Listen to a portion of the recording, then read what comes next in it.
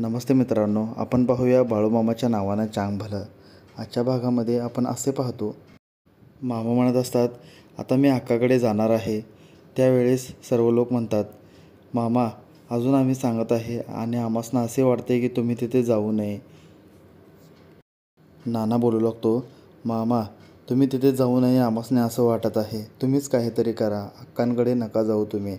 बापूसुद्धा म्हणतो, मामा तुम्ही तिथे जाऊ नका, आम्हासनीसुद्धा असंच वाटत आहे. तुम्हीच काहीतरी करा व मेंढरासने बरं करा, तिकडे नका जाऊ अक्कांकडे. मामा सांगू लागतात, अरे आता बोललो आहे ना, मग आता एकदा जाऊन येतो, बघूया काय होतं आहे. आणि तीसुद्धा बोलला आहे की मेंढरांना ती बरं करेल म्हणून. मग आपलं काम झालं तर झालं की, मग एकदा पाहतो काय होतं आहे. बापू म्हणू लागतो, मामा मग मी येईल तुमच्यासोबत. दत्तू म्हणतो, मामा मीसुद्धा मग येईल.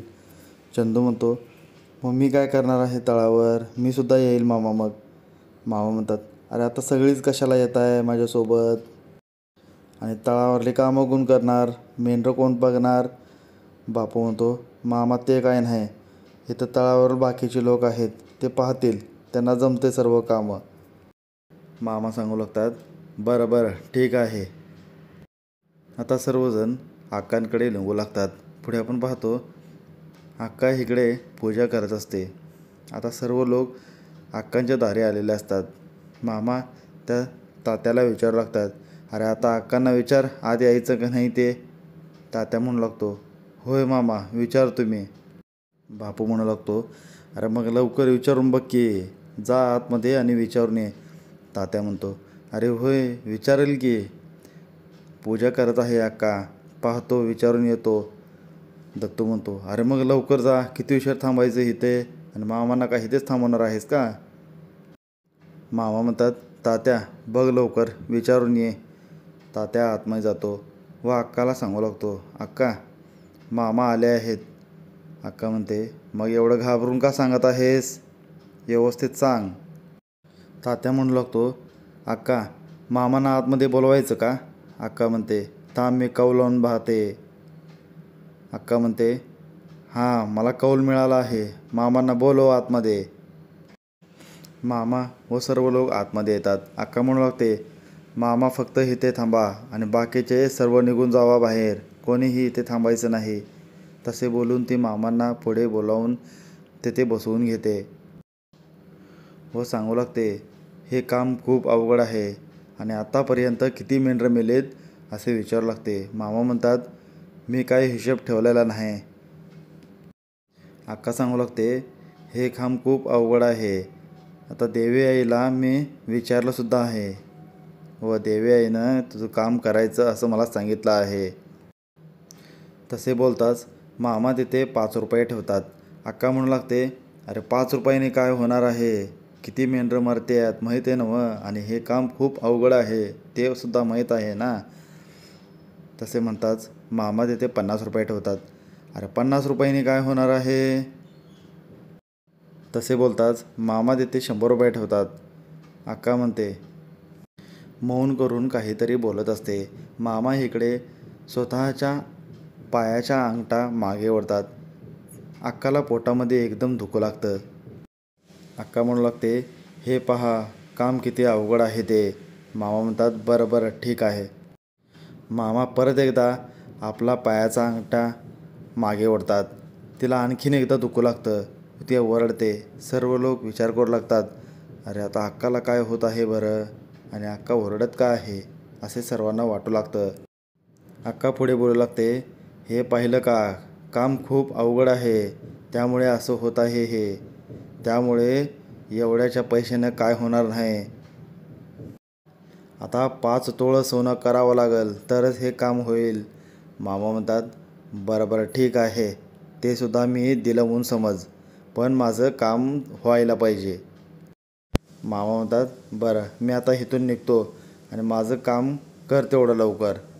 तसे म्हणून मामा तिथून उठून निघून जातात. तात्या आतमध्ये येतो व अक्काला विचारू लागतो, झालं का काम. अक्का म्हणते, अरे आता मामांचं काम घेतलं आहे बघ तुमच्या, आणि आता काम पूर्ण करायचंच आहे ते, आणि तुमचं मामा इथे पैसे ठेवायला मागं पुढं करत होतं. 5 रुपये, कुठं 50 रुपये, कुठं 100 रुपये एवढंच ठेवत होतं. दादाची पत्नी म्हणते, मामा एवढंच ठेवत होते का पैकं?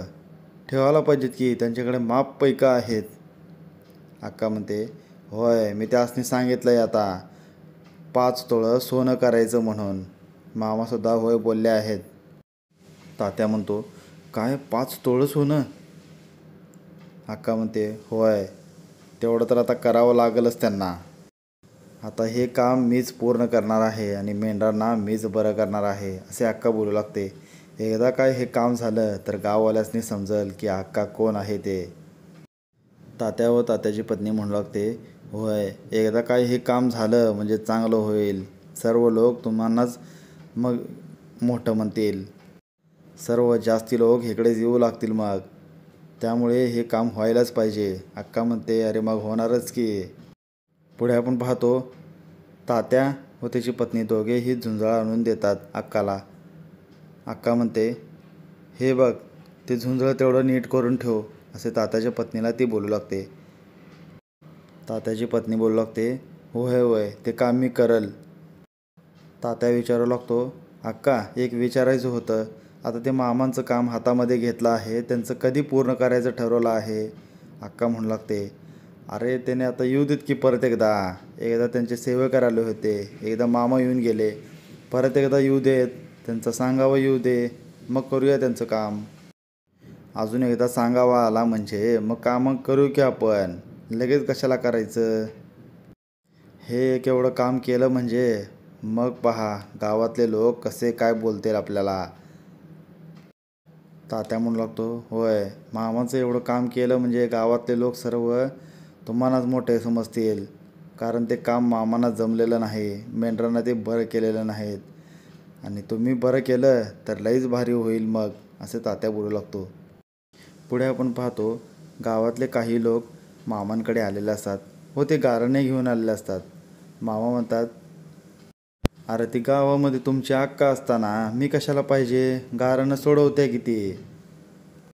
नाना सांगू लागतो, मामा ह्यांचं काम अक्काकडे झालेलं नसेल म्हणून हे सर्व लोक इथे आले आहेत. बापूसुद्धा तेच बोलू लागतो, होय मामा मला बी तसंच वाटतंय, अक्कानं ह्यांचं काय काम केलेलं नसेल म्हणून हे सर्व आपल्याकडे इथे तळावर आले आहेत. आता आपण ह्यांचं काम करायचं. आणि मामा मला हेच समजलेलं नाही, तुम्ही सर्व कामं करता, सर्वांचं भलं करता, तर मेंढरं बरं करण्यासाठी तिथे का गेलो आपण हेच कळत नाही आहे मला. मामा म्हणतात, आता अक्काला सांगितलं आहे ना, मग पाहूया काय होतंय. आणि तिनंसुद्धा सांगितले आहे की मेंढरासनी बरं करल म्हणून, मग पाहूया काय होतंय. इथे आपला आजचा भाग संपतो. हा व्हिडिओ आवडला असेल तर लाईक करा, कमेंट करा, जमेल तितकं शेअर करा. धन्यवाद मित्रांनो.